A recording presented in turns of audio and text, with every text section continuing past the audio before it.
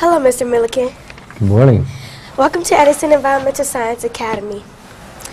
I'm just going to ask you a couple questions, and I'm hoping that you can answer them. Me too. The first one is, what is the mission of communities and schools? Well, we want to make sure that every young person has all the resources they need, so we bring all the resources and wrap them around the school so that teachers are freed up to teach and you have the resources you need to learn. So that we can get an education. That's the bottom line. And then you can achieve and move on to the next level. So your involvement in youth started in the 1960s and eventually came to communities and schools. Can you tell us your story? Where did it begin, and how did we get to where we are today? Wow. That's a bibful. I was helped out when I was younger. I was struggling in school, and a person who was volunteering for a youth organization came in my neighborhood in Pittsburgh, and it was an adult that really believed in me, and it was the first adult that I had found. I was 17, and he gave me hope that there was a future and that I could do something positive. So that took a couple of friends of mine and myself to live in Harlem in New York, and then the Lower East Side of New York, working on the streets with young people. And when I was on the streets with the young people, I came to the conclusion that we had to make sure they stayed in school and got a good education. So we got into doing education work and starting schools, and now that's spread all over the country. So I've been hearing, Mr. Milliken, you have served 3 U.S. presidents. Which presidents did you serve, and what did they have to you do? It started with George Washington. No,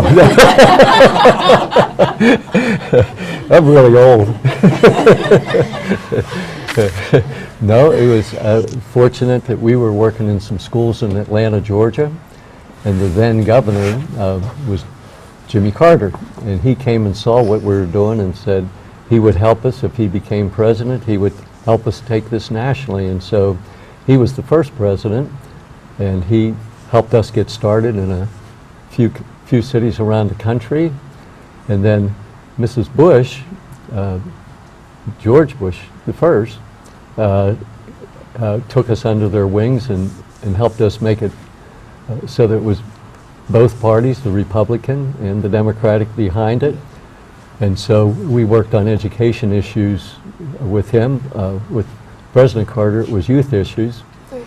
And then President Clinton asked if we'd help put together a summit that he wanted to have with all the living presidents and Mrs. Reagan to raise the consciousness of the country about the growing divide between young people who have resources and young people that don't. So that's had that privilege of doing it. Now this current president and his wife are helping us. So Barack and Michelle are helping you?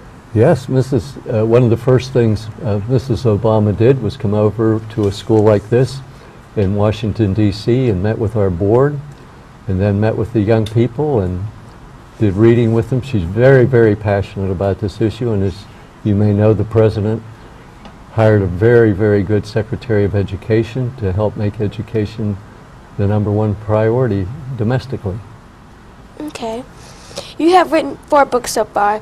Describe for a young person what it takes to write a book. You have to be a little crazy. It's real hard. Part of it is I didn't do real good in school in certain areas, but I always think in pictures, and I think the arts help you think in pictures, so I'm able to tell stories that describe what's out there, so I have the ability of putting those stories down and then learning to link them all together. And then the other key thing is to find somebody that's a good editor, because I'm not real good at spelling and some of these things, so I found out I needed help on that part. But actually it's been quite a journey. I never thought in a million years. I wish some of my teachers were still around so I could show them that I actually did something. I just have one more question for you. Okay. How can a citizen watching this program get involved with communities and schools? Well, they need to call the local communities and schools of Kalamazoo.